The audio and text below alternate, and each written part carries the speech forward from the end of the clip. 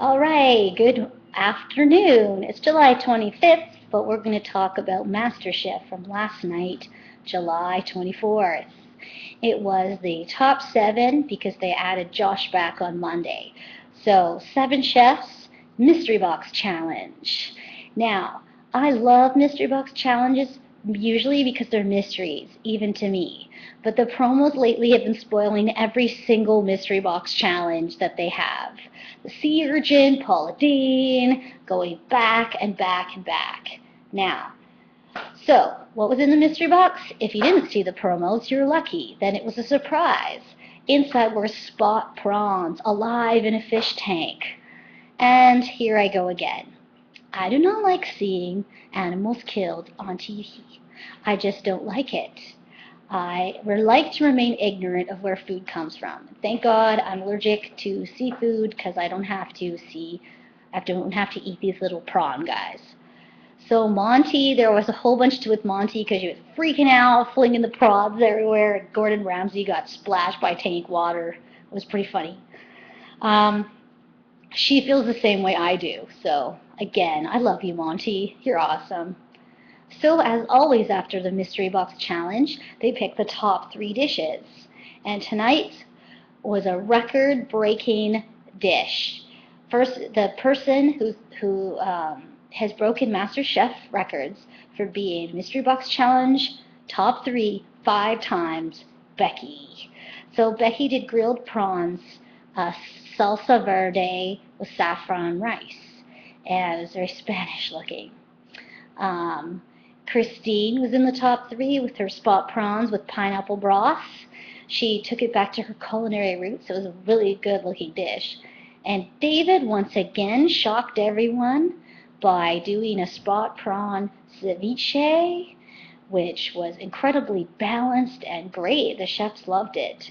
So, who wins the Mystery Box Challenge and the edge on their competitors in the elimination test? That would be David. So David gets to go back and find out what the elimination test is going to be. Under their mystery blankets, the chefs have three different ingredients.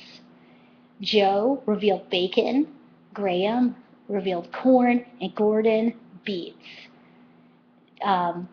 David got to pick which ingredient everyone would be working with, and he picked corn.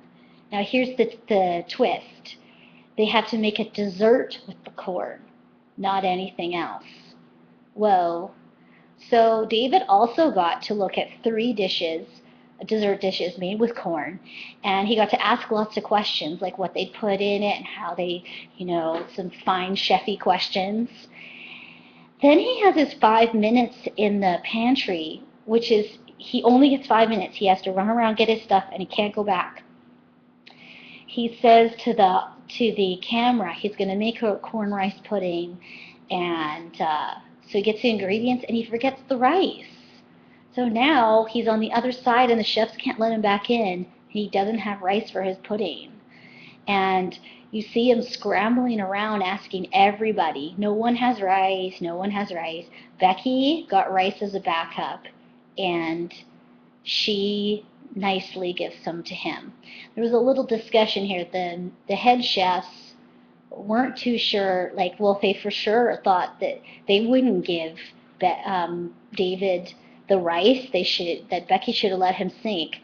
I'm of the opinion, as most of the contestants were, that you do something nice for someone. You don't purposely sabotage them. In my world, if you did that, I would expect some sweet karma to come and bite me.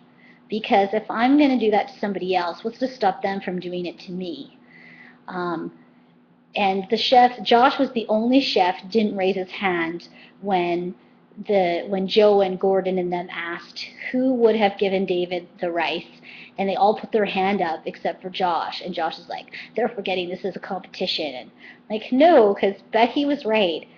She felt her dish would still be better than David's, so she had to go on that. I mean, should someone lose because they didn't get the ingredients, or lose because they don't cook well enough? I think the second option is better if you're looking for a true competition. So that's my feelings on that.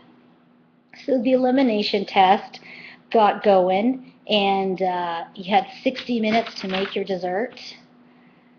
And here, they tasted everybody's stuff, so let's get to it. David made a corn and rice pudding, as I previously stated, but it was disgusting and inedible. He liked the taste of it and said it was like the one he had at home, but the judges were grossed out. They did not like it. So burn on David's mom. Becky made something that was really cool. It's called classy and trashy. Basically, she had this like smooth looking corn something or other. It was like a custard. And it looked really good. And then next to it was this like spilled over little cone of caramel corn. I love caramel corn. I thought the idea she had was just awesome, and I would have eaten that, no problem. And the judges loved it. Christine came up with a corn and coconut pudding. Judges loved it. It was simple but had different flavors mixed in. Monty did a corn souffle. The judges said it was stunning, and once again, Monty pulls it out. They loved it. Felix did something I can't pronounce, corn profiteroles. The judges said it looked like little cat poops. It was kind of weird.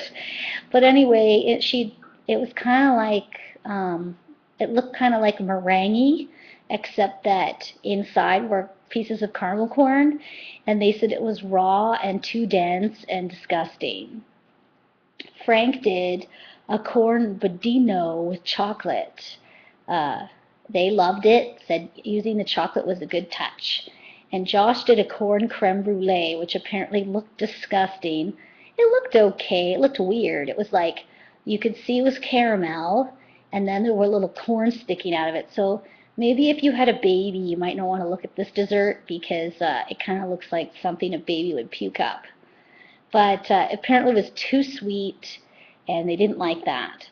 So the top two dishes and leaders to for team captains the next week, Frank and Becky had the best dish of the night. So they will be captains next time there's a team challenge.